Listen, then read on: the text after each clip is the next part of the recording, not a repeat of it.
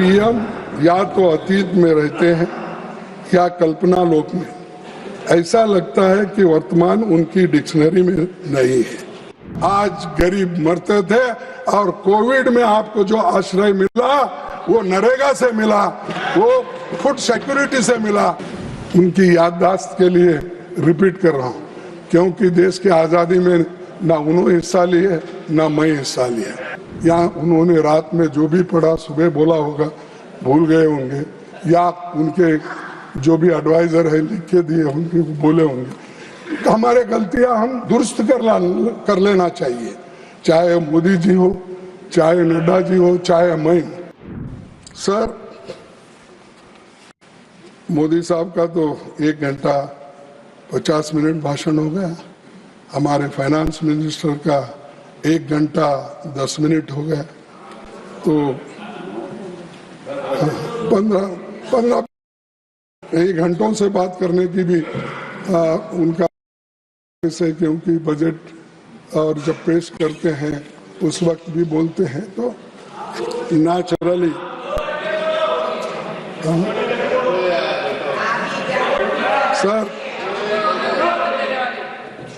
Sir PM या तो अतीत में रहते हैं या कल्पना लोक में। ऐसा लगता है कि वर्तमान उनकी डिक्शनरी में नहीं है। बेहतर होता कि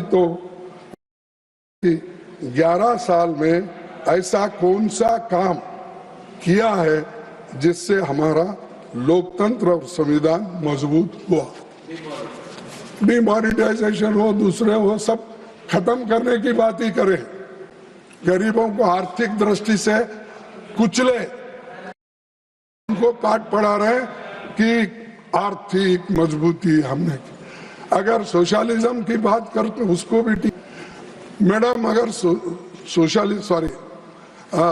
सभापति जी, अगर सोशलिज्म ये जो है लैंड रिफॉर्म्स नहीं आता, बैंक नेशनलाइजेशन नहीं होता, फूड सिक्योरिटी एक्ट नहीं आता, नरेगा नहीं आता, तो आज गरीब मरते थे और कोविड में आपको जो आश्रय मिला वो नरेगा से मिला, वो फूड सिक्योरिटी से मिला, और कंपल्सरी एजुकेशन एक्ट के तहत जो बच्चों को ये है काम। ये नहीं बात में किस भाषा पे भी ठोको, भाषण हो, लेकिन उसका परिणाम क्या है? कुछ नहीं। और ये बात हमेशा वो करते हैं, तो जिससे हमारा लोकतंत्र मजबूत हुआ है। और प्रधानमंत्री जी के एक बार फिर देश के गुमराह करने की कोशिश की और कहा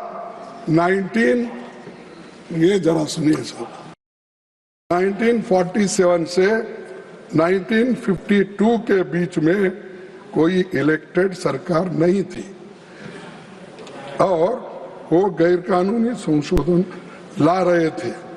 ये मोदी साहब का कहना है। तो मोदी साहब के लिए मैं उनकी याददाश्त के लिए रिपीट कर रहा हूँ, क्योंकि देश की आज़ादी में ना उन्होंने हिस्सा लिए ना मैं हिस्सा लिया। नेहरू जी लिए और महात्मा गांधी जी लिए, सरदार पटेल लिए,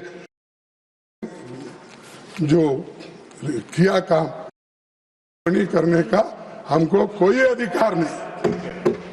और दूसरा, उन्होंने नेहरू जी, पटेल जी, बाबा साहब खुद अपने श्याम प्रसाद मुखर्जी की क्रेडिबिलिटी पर हमला हुआ।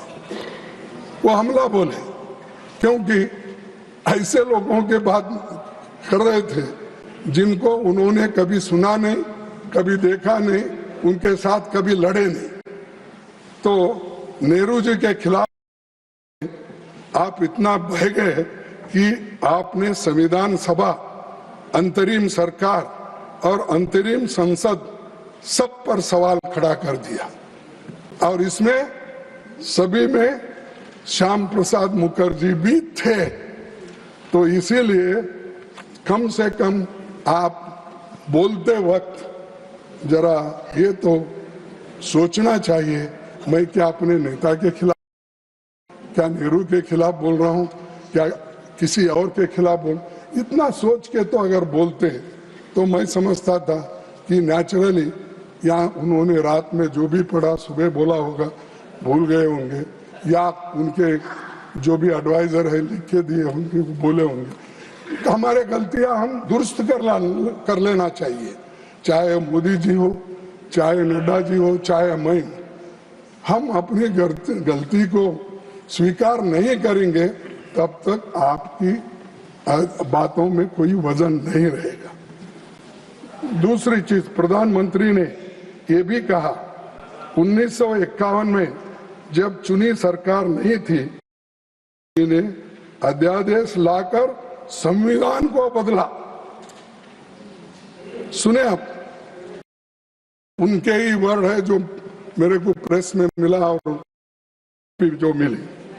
तो मैं पूछना चाहता हूं क्यों लाया गया?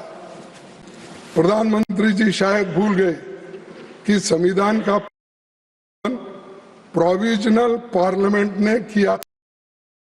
प्रोविजनल पार्लियामेंट ने किया था। संविधान सभा के ही सदस्य थे, इंक्लूडिंग हमारे श्यामा प्रसाद मुखर्जी। तो ये संशोधन इसलिए हुआ था ताकि पिछड़ी जातियों को आरक्षण दिया जाए और जमींदारी अबोलिशन हो सके।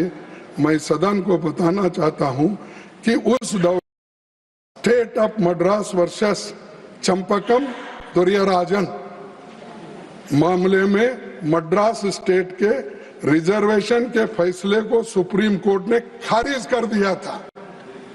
तो आप बोल रहे ये रिजर्वेशन निकाल दे, SC ST का निधन। अरे बाबा, उन्होंने गया, सुप्रीम कोर्ट ने इसको, इस रिजर्वेशन को खत्म करने की फैसला दी, तब ये जो अपना आर्टिकल 15(4) ये आ गया, 15(4) आ गया, उस वक्त आ गया। तो आप वो नेहरू जी के ऊपर ब्लेम रहा। नेहरू जी ने ऐसा, अरे ये तो डॉक्टर बाबा साहब अम्बेडकर का सजेशन था, वल्लभ भाई पटेल का सजेशन था। उन्होंने ये कहा ये जो लैंड रिफॉर्म्स का है और उसके बाद 9th शेड्यूल इसको बाद में जोड़ा गया, और ये मंशा थी SC ST OBC और एम्प्लॉयमेंट और एजुकेशन के आरक्षण मिल सके। तो इसीलिए उनका एक तीसरा पक्ष दुष्प्रचार रोकना भी था। सरदार पटेल 3 जुलाई 1950 को इस बारे में पंडित नेहरू को विस्तार से पत्र लिखकर संविधान संशोधन की ही समस्या का हल बताया। और एक बार बोलो, नहीं, क्योंकि ये आवाज प्राइम मिनिस्टर तक जाना भी, तो इसीलिए सरदार पटेल जी ने 3 जुलाई 1950 को इस बार को विस्तार से पत्र लिखकर संविधान संशोधन को ही समस्या का हल बताया। Amendment is the only remedy. This is suggested by Sardar Patel, and उनका भी अपमान कर रहे, उसको ऑथेंटिकेट करके। हाँ, सरदार पटेल ने अपने पत्र में कहा था,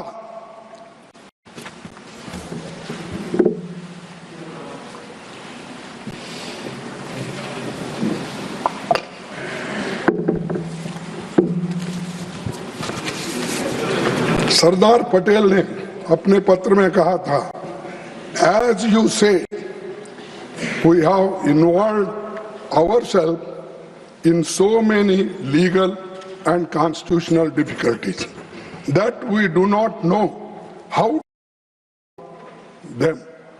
My own feeling is that very soon we shall have to sit down and consider constitutional amendment. ने कहा सरदार वल्लभ भाई पटेल, और उनको भी आप इंसल्ट कर रहे हैं। पंडित जवाहरलाल नेहरू के नाम से सभी को इंसल्ट कर रहे हैं। वो जोश में आकर नेहरू जी ने वो किया। नेहरू जी क्या करना चाहते थे, वो पटेल भी उसके साथ थे, अंबेडकर उनके साथ, और वो SC ST बैकवर्ड एजुकेशनल और एम्प्लॉयमेंट के लिए जो यहाँ पर उनको मार पड़ी थी, उसको ठीक करने के लिए अमेंडमेंट लाए, और वो पहला अमेंडमेंट था। अगर ये पहला अमेंडमेंट देश के लिए नहीं, शोषितों के लिए नहीं, तो आप कह सकते थे अपने लिए लाए। बताओ इसमें सब, और ये मेरे वर्ड नहीं है, इस अपने सभापति साहब के वर्ड है। सभापति जी इसलिए मुख्यमंत्रियों को नेहरू जी ने पत्र लिखा था, जिसका जिक्र मोदी जी ने अपने भाषण में तथ्यों को तोड़ मरोड़ कर नेहरू जी को बदनाम करने के लिए किया, जिसके लिए उनको देश से माफी मांगना चाहिए। ये मेरा डिमांड है। जो सत्य को अगर देश के सामने और बदनाम करने की कोशिश करते हैं, इसीलिए उनको इस सदन में, उस सदन में मांगना चाहिए और देश के जनता से माफी। चीजें आप पढ़े तो मिलते हैं, आप इसमें डिबेट में मिलते हैं, लेकिन फिर भी आप गुमराह करते हो लोगों पर। खुद बाबा साहब ने सदन में इसे डिफेंड किया था।